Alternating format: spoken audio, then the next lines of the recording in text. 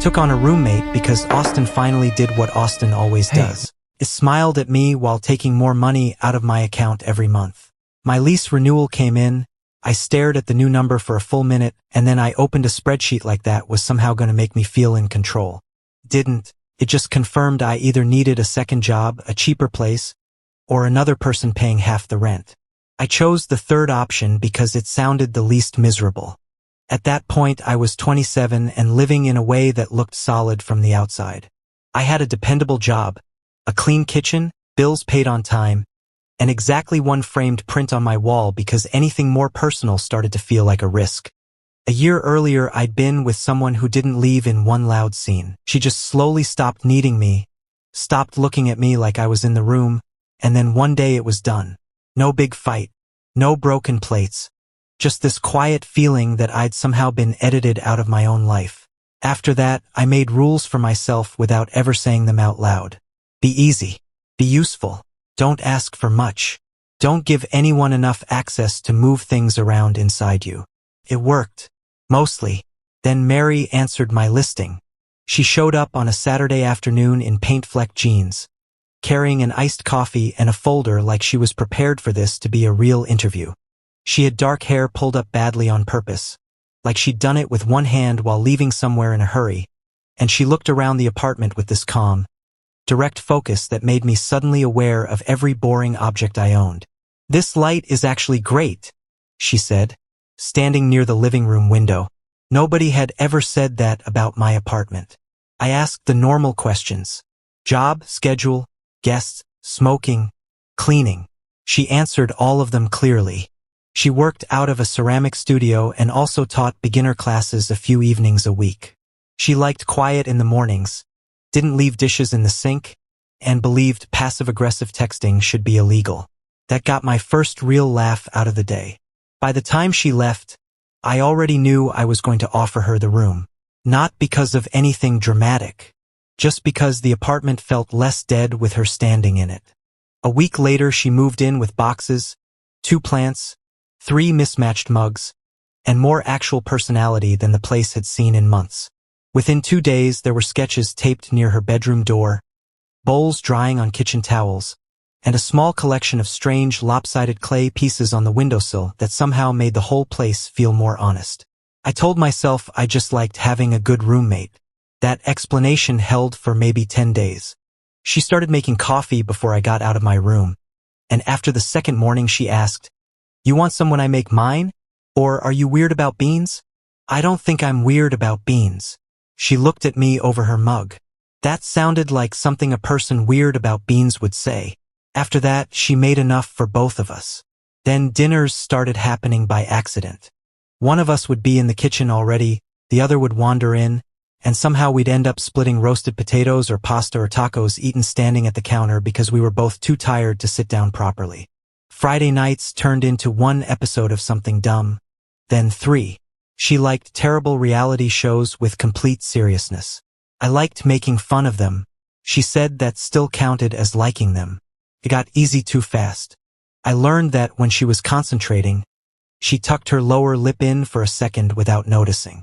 She learned I cleaned when I was stressed and would wipe down an already clean counter if I didn't know what else to do with myself. I helped her carry home a heavy bag of clay one evening, and she repaid me by fixing the sad little basil plant I'd almost killed on the sill. She left half a grilled cheese on a plate near my laptop once when I was buried in work. I replaced the batteries in her studio lamp without mentioning it. Tiny things. Nothing you could point to. Everything you could feel. Soon the apartment had its own rhythm. Her bare feet on the hallway floor. My mug beside hers in the sink. The sound of cabinets opening while one of us talked from the other room. Inside jokes nobody else would understand. A kind of comfort that didn't ask permission before settling in. That was the problem. Because every night, after laughing with her in the kitchen or handing her a clean dish towel or hearing her say my name from down the hall like it belonged in this space, I'd go back to my room and feel that old warning light come on. This is how it starts, I'd think. Not with fireworks. Not with some huge moment. With habits. With shared groceries and familiar footsteps and a person becoming part of your day so gradually you don't notice until the thought of losing it makes your chest go tight. And by then, of course, it already matters. The first time I heard his name, it didn't even come with a story. Mary was standing at the kitchen counter, phone face up beside her, cutting strawberries into a bowl like she was annoyed at the fruit personally. I came in for water, and she glanced at the screen when it lit up. Her hand stopped for maybe half a second. Then she flipped the phone over. I don't know why I noticed that. Maybe because by then I noticed everything about her. The way her mood changed by inches. The difference between her real smile and the one she used when she didn't want to explain herself. The fact that she always hummed under her breath when she was fine. And that morning the kitchen had been completely quiet. "You okay?" I asked. "Yeah," she said too fast. Then she looked at me and corrected it. "Mostly." I waited, but she just pushed the bowl toward me. "You can have some if you want." That was it. No dramatic reveal. No speech. Just one name on a screen I hadn't even fully seen, and a shift in the air that stayed there all day. A couple nights later I came home and found her sitting on the couch with one leg folded under her, staring at nothing while some show played unwatched in front of her. She didn't even notice me until I set my keys down. "You've been kidnapped mentally," I said. She blinked, then gave me a tired smile. "Sorry. Long day." I stood there for a second longer than I needed to. "Studio stuff?" She looked down at her hands. "Not exactly. That should have been my opening." A normal person probably would have sat down and asked one more question. I didn't. I nodded like I respected privacy, which was technically true and also a very convenient disguise for fear. "Got it," I said. "I'm gonna heat up leftovers." She looked like she wanted to say something else, then didn't. After that, the guy started existing in the apartment without ever being there. A text while we were eating. Her getting quiet out of nowhere. A short call taken in her room with the door mostly closed. Once, I passed by and heard her say, "No, that's not what I said," in that flat tone people use when they're trying very hard not to get dragged somewhere old and stupid. She never acted excited. That almost made it worse. If she'd been obviously into him again, maybe I could have been angry and dealt with it cleanly. But this was Messier. He felt like history with unfinished edges. And somehow that made me feel even less solid, because what exactly was I supposed to compete with? Not him, really. Time. Memory. Whatever version of herself had existed with him before I ever knew her. So I did what I always do when something starts to matter too much. I got polite. I stopped hovering in the kitchen when she cooked. Told myself I had work. Ate later. I started taking my coffee into my room instead of sitting at the table with her in the mornings. On Friday, when she asked if I still wanted to watch the terrible dating show we'd been making fun of for weeks, I said I was tired. She looked at me for a second. "You hate being tired. You usually fight through it out of spite." "I'm trying personal growth. That's not what this is." I gave her a small shrug and kept moving, which was cowardly enough that even I knew it in the moment. The apartment changed fast after that. Not in some huge visible way. Just little absences. The space between two mugs on the counter. A dinner made for one instead of two. Her door closing earlier. My room becoming a place I hid in instead of slept in. It lasted 4 days before she cornered me. Not literally. She was standing in the hallway with a towel over one shoulder because she'd just watered her plants. I tried to pass with my laundry basket, and she stepped slightly to the side but not enough. "Are you mad at me?" she asked. The question hit so directly I almost laughed. "No." "Then what is this?" "What is what?" She stared at me. "See that right there? That thing where you answer like customer service." "I do not answer like customer service." "You absolutely do." Her voice stayed calm, which somehow made it harder to dodge. "You've been disappearing all week, and you're doing it in this really careful way where technically nothing is wrong, but everything is weird." I looked down at the basket in my hands, mostly because if I looked at her too long, I was going to say something real. "You don't have to manage me," she said, quieter now. "Just say it." I let out a breath. "I figured maybe you had other stuff going on." "I do." The words landed harder than they should have. She saw that happen on my face. Of course she did. "Okay." she said. Then let me be clear. My ex reached out. That's what's going on. There it was. Clean. No softening. I nodded once like this was useful information I could file away neatly. Got it. Her eyebrows pulled together. That's seriously all you have? I could feel myself retreating even while she stood right in front of me. I don't know what you want me to say. The truth would be a fun start. I laughed once without humor. You want the truth? Fine. I don't exactly love hearing that some guy from your past suddenly has access to your attention again. Her expression changed, not to anger, to recognition. He's not present love, she said. He's unresolved history. Those are not the same thing. I swallowed and said nothing. She took one step closer. And you pulling away because you feel threatened does not make this easier. It just makes you harder to reach. That one stayed with me because it was too accurate. I wanted to tell her I wasn't trying to punish her. I was trying to protect whatever part of me still thought this apartment could stay simple if I acted early enough. But standing there with a laundry basket in my hands, I felt ridiculous. Too old to be this guarded. Too practiced at pretending distance was maturity. She moved aside then and let me pass. But before I did, she said, I'm not confused about who feels real in my life right now. I turned to look at her fully for the first time in that whole conversation. She held my gaze for a second, maybe two. Then she walked back toward the kitchen, leaving me in the hallway with my stupid folded shirts and a pulse I could suddenly feel everywhere. That night, I stayed in my room anyway. Not because I didn't understand what she meant, because I did, and that was worse. 2 days after that hallway conversation, the apartment had this strained quiet that made every normal sound feel too loud. Cabinet doors, the kettle, my phone buzzing on the table. Mary and I were still talking, but only in the functional ways people talk when they both know something larger is sitting in the room with them. Your package came. Thanks. I'm starting the dishwasher. Okay. It was miserable. The worst part was that nothing had actually broken. She was still there. I was still there. We were still moving around each other in the same familiar space. But now all the easy parts had edges. I kept thinking about what she'd said in the hallway. I'm not confused about who feels real in my life right now.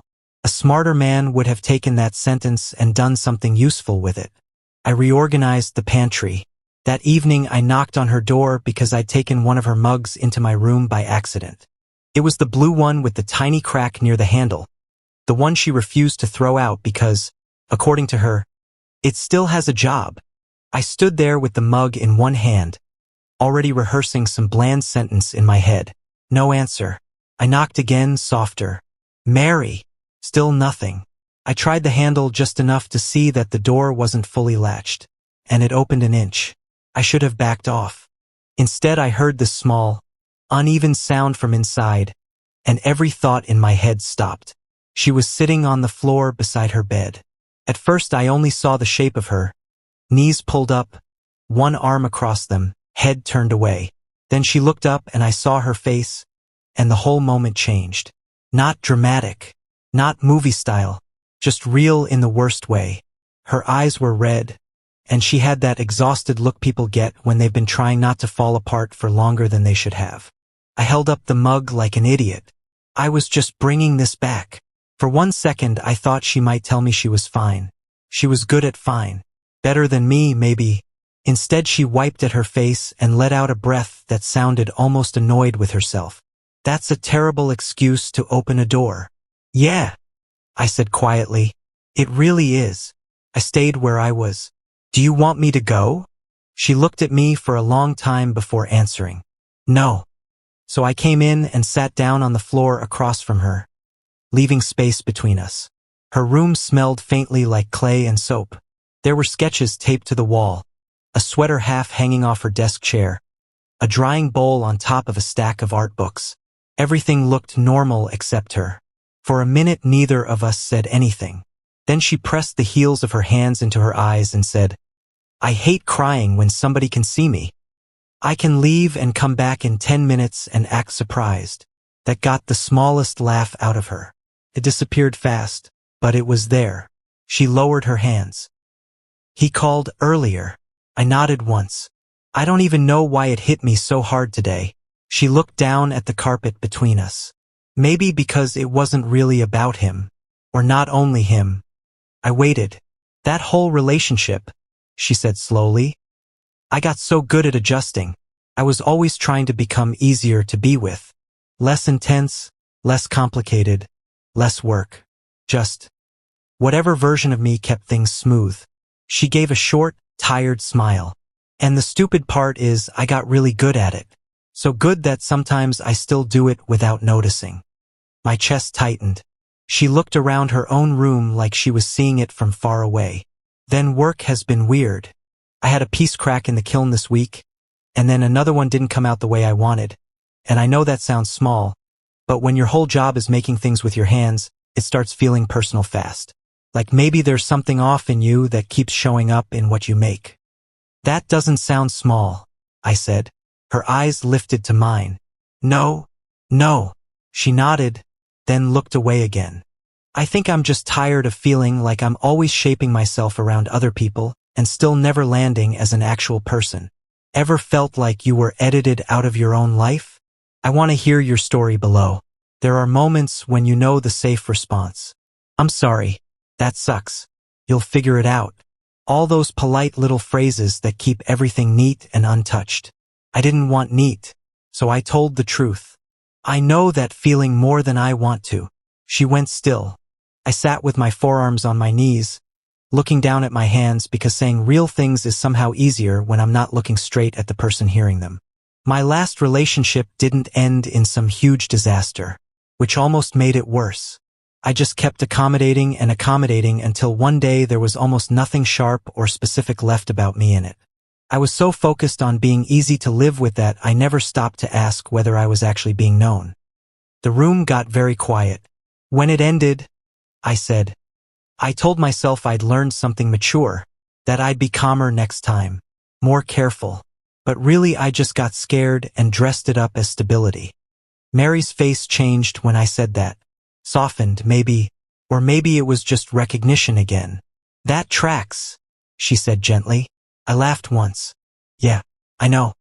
And when my ex showed up again, she said, you disappeared because it mattered. I finally looked at her. Yes. The word sat between us, simple and unfixable. She drew in a breath, and some of the tension in her shoulders eased for the first time since I'd come in. Thank you for actually saying it. I'm not very good at actually saying things. I know. That should have stung. But the way she said it didn't. Felt more like being seen than judged. We stayed there on the floor talking until the light outside her window changed. About her work. About my habit of making myself useful when I don't know how to be open. About how both of us had somehow turned self-protection into personality. Nothing huge happened. No sudden perfect clarity. No dramatic move across the room. But something real shifted. At one point she leaned her head back against the side of the bed and looked at me with tired, honest eyes. We can't really go back after this, can we? I knew exactly what she meant. Back to jokes in the kitchen that pretended not to mean anything. Back to shared routines with all the truth cut out of them. No, I said, and even without touching her, I felt how close we were. Not roommate close, not almost, something quieter and far more dangerous. Something that had finally said its own name. After that night in her room, nothing went back to normal. It also didn't immediately turn into anything simple. That was the strange part. We were warmer with each other, but also more careful. Like both of us understood we'd stepped onto ground that mattered and neither one wanted to be the first person to ruin it. She touched my arm more when she passed behind me in the kitchen. I stayed at the table when she made coffee instead of taking mine back to my room like a coward. We talked longer, looked at each other longer. The apartment felt fuller somehow, like the air had changed density. And still, I couldn't say the whole thing out loud. Not because I didn't know it, because I did. A few days later, she was out teaching an evening class, and I was at the kitchen table with my laptop open, trying to work. I got through maybe 3 emails before giving up. My attention kept drifting to the doorway of her room, to the plant she'd moved onto the sill because it needed more light, to the mug she'd left beside the sink that morning. So instead of working, I opened a blank document and started typing. I told myself it was just to get my head clear. Nothing dramatic. Just a place to put the thoughts that had been walking around inside me for weeks. That lasted about 2 sentences. What came out was the truth I'd been avoiding in every possible form. That the apartment had started feeling alive when she moved in. That I had begun measuring my days by small things that involved her without meaning to. Her voice from the other room. Her hand reaching past mine for the olive oil. The way she made ordinary evenings feel like they belonged to someone, not just happened near me. I wrote that I had spent so much time trying not to need anything that I almost missed the fact that I already needed this. Needed her. Not in some huge impossible way. In the real way. The daily way. The way that changes the shape of a place. I wrote that when I pulled away, it wasn't because she had done something wrong. It was because I knew exactly how much she mattered, and that scared me more than I wanted to admit. Then I heard the front door open. I reacted like I'd been caught doing something illegal. I stood up too fast, hit my knee on the table, swore under my breath, and went to help her with the bag she was carrying. We talked about her class.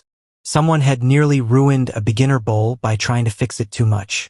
She laughed while telling me about it, and I laughed too, pretending I wasn't thinking about the still open laptop 10 feet away. Later I went to shower, and when I came back out, she was sitting at the table. Not typing, not snooping, just sitting there, one hand resting near my computer, her expression unreadable in that quiet, steady way she had when she'd already decided something.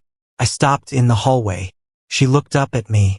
I wasn't trying to read your stuff. I nodded because I believed her instantly. It was open, she said. I saw enough. There are moments where you can still try to save yourself with denial. I could feel one sitting there waiting for me like an old habit. I didn't take it. Okay, I said. She stood up slowly. I told him no. For a second I forgot what she meant. Then I didn't. He called yesterday, she said. I told him I'm not doing that again. Not the confusion, not the back and forth, not the version of me that keeps leaving herself out of the picture. I could feel my pulse in my throat. She took a step closer. And I'm done doing a half version of this too. This? I asked, though I knew. Her eyes stayed on mine. You, me. This apartment where we've both been acting like shared dinners and mornings and showing up for each other are somehow not already something real. I let out a breath I think I'd been holding for a month. She came closer again, until there was barely any space left between us. I don't want old history, she said. I want what's here. I want you to stop hiding inside being careful and actually let me have the truth. I looked at her and, for once, didn't try to make myself smaller or easier or safer. I'm in love with you, I said. It didn't come out polished. Came out rough and immediate and completely true. Something in her face softened at once. Yeah, she said quietly. I know. Me too. When I kissed her, it didn't feel like some wild new event. It felt like the apartment itself had been waiting for us to catch up. After that, the whole day changed shape. We stayed home, ordered food we could have cooked ourselves, sat too close on the couch, talked and laughed and went quiet and looked at each other like we were both still adjusting to the fact that nothing around us was different and yet everything was. At one point she ended up half curled against me with her feet tucked under a blanket, and I remember looking at our mugs on the coffee table, her sketchbook by the arm of the couch, my charger stretched across the floor, and thinking that this was the first honest version of home I'd had in a long time. Not temporary, not careful, not arranged to avoid damage. Chosen. That evening we made dinner together without bumping around the truth. She handed me plates. I chopped vegetables while she stood beside me, close enough that our shoulders kept touching for no reason except neither of us moved away. The kitchen looked the same as it always had. Towels drying, plants on the sill, a bowl on the counter waiting to be glazed. But the apartment didn't feel like shared convenience anymore. Felt like a life. And for the first time in a while, I wasn't standing at the edge of it trying not to need it. I was in it with her.